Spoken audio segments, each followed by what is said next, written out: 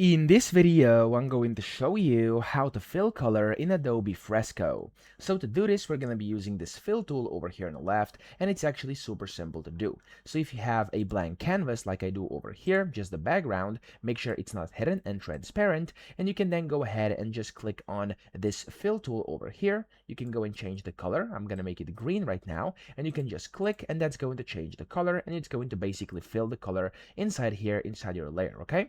That's the first way to do it. However, of course, you could also fill parts of your canvas. So if I go and select this brush up top, and if I draw some random thing over here, it's going to be like a random shape over here. And as long as the edges are not open, so as long as it kind of sticks, you can go and use the fill tool to actually fill parts of this. So if I click on the fill tool, I'm going to go and basically use red over here and click inside, and as you can see, the inside it's going to get painted. Now if I change this to, for example, light blue, and I click outside over here, the outside is also going to get painted, okay?